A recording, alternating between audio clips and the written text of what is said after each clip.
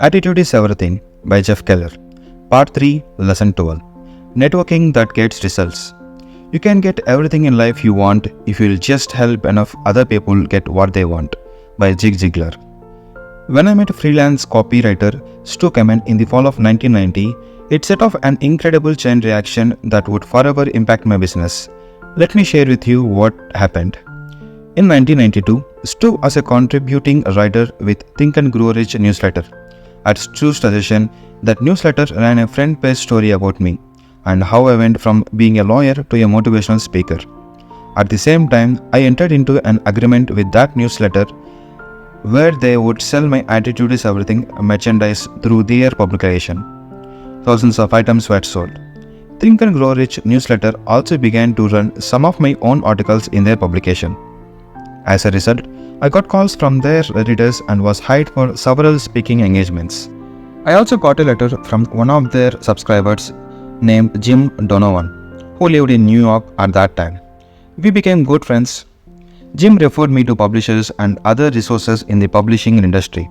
By the way, Jim went on to write several great self-help books on his own, including Handbook to a Happier Life and This Is Your Life, Not a Dress Rehearsal.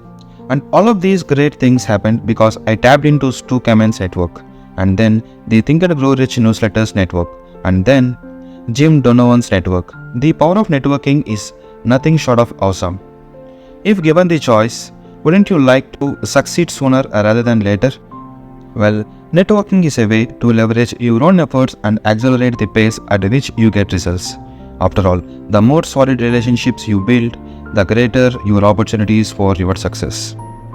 If you are positive and enthusiastic, people will want to spend time with you by Keller. The benefits of networking. Well, your success certainly starts with you. It grows to higher levels as a result of your associations and relationships with people. Simply put, you can't succeed on a grand scale all by yourself. That's why networking is so important. For the purposes of this lesson, let's define networking as the development of relationships with people for mutual benefit. In the business arena, networking has the following benefits. Generates new clients or business leads. Increases employment opportunities. Helps in finding the right people to fill critical positions. Provides valuable information and resources. Assists in solving problems. In the personal realm, here is what networking can do for you. Enhance your social relationships by introducing you to new friends. Help you to become acquainted with people of varying ethnic, cultural, and philosophical backgrounds. Provide valuable information and resources. Contribute to your spiritual growth. Now that we know what networking can do, the question is, what can we do to enhance the effectiveness of our network? Let me pass along 16 techniques that I have found productive. To simplify matters, I have organized them into 4 separate but related categories. Number 1, attitude and action. Number 2, referrals. Number 3, communication. And number 4, follow-up. Number 1, attitude and action. Project a winning attitude. When it comes to networking, attitude is everything. If you are positive and enthusiastic, people will want to spend time with you. They will want to help you. If you are gloomy and negative, people will avoid you and they will hesitate to refer you to their friends and colleagues. Participate actively in groups and organizations. Effective networking and relationship building takes more than paying dues, putting your name in a directory and showing up for meetings. You must demonstrate that you will take the time and make the effort to contribute to the group. What kinds of things can you do? For starters, you can volunteer for committees or serve as an officer or member of the board of directors. The other members will respect you when they see you roll up your sleeves and do some work. They will also learn about your people skills, your character, your values, and last but not the least, your attitude. Let's get back to Stu Kamen for a moment.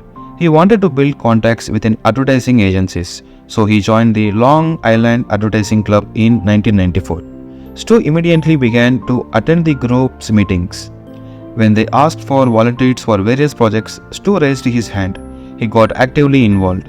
Within 6 months after joining, somebody approached him and said, "We hear good things about you. You are a hard worker and very energetic. Would you like to join our board of directors? As you might guess, Stu gladly accepted. And within a few months, he began to see a significant increase for his business. In early 1999, Stu told me that well over 50% of his current business can be traced to people he met through the Long Island Advertising Club, providing that people can get big results in a short time by networking effectively. Serve others in your network. Serving others is crucial to building and benefiting from your network. You should always be thinking, how can I serve others instead of what's in it for me? If you come across as a desperate or as a taker rather than a giver, you won't find people willing to help you. Going the extra mile for others is the best way to get the flow of good things coming back to you. How can you serve others in your network? Start by referring business leads or potential customers. In addition, whenever you see an article or other information that might be of interest to someone in your network, forward the material to that person. When I think of effective networks, the first name that comes to my mind is Mark LeBlanc. Mark gives representations to business owners who want to grow their business and to salespeople who want to sell more of their products and services. I have referred many people to Mark. Why? He's a talented, service-oriented person who has gone out of his way to encourage me and to help me build my business. Mark has put me in touch with people in his own network who are in position to help me. He distributes my materials at his presentations. Mark is one of those people who just keeps giving and giving and giving. That's why people want to help Mark, and that's one reason why his own business is growing. As the Bible says, "Give and it shall be given unto you." That's the truth. Getters don't get, givers get, by Eugene Benji. Number 2. Referrals. If you refer someone, make sure that the person mentions your name as the source of the referral. Be explicit. Let's assume you are about to refer John Smith to your graphic designer Jane Jones. You might say to John, "Give Jane a call and please tell her that I referred you." In some instances, you may even call Jane and let her know that John Smith will be contacting her. Then, the next time you see or speak to Jane, remember to ask if John called or how it turned out. You want to reinforce in Jane's mind that you are looking out for her and helping her to grow her business. Be selective. Don't refer every person you meet. Respect the time of those in your network. Referring unqualified leads will reflect poorly on you. Ask yourself whether or not a particular referral is really going to be a value to your network partner. Keep in mind that the key is the quality, not quantity, of the leads you supply. Number 3. Communication. Be a good listener. Have you ever been speaking to someone who goes on and on about himself and his business and never takes a moment to ask about you? We have all run into the me types, and they are the last people you want to help. So in your conversations, focus on drawing other people out. Let them talk about their careers and interests. In return, you will be perceived as caring, concerned and intelligent. You will eventually get your turn to talk about yourself. Sure, this is Dale Carnegie 101, but it works. Call people from time to time just because you care. How do you feel when someone calls you on the phone and says, "Hey, I was just thinking about you and was wondering how you are doing"? I'll bet you feel like $1,000,000. If that's the case, why don't we make these calls more often? Every now and then, make it a point to call people in your network simply to ask how they are doing and to offer your support and encouragement. That's right. Call just because you care and because that's the way you would like to be treated. Every December, I pick up the phone and call certain clients I haven't spoken with for a long time. Many of these people haven't ordered anything from my company in years. My call is upbeat and my only agenda is to be friendly. I don't try to sell them anything. I appreciate the business they have given me in the past, and I just want to hear how they are doing personally and professionally. If business comes from these calls, that's great. If business doesn't come from these calls, that's great. Year by year, I do get business as a result of making these calls. Someone will say, "I need to order more of those attitude is everything lapel pins," or "Our company is having a sales meeting in 6 months and they may want you to do a presentation."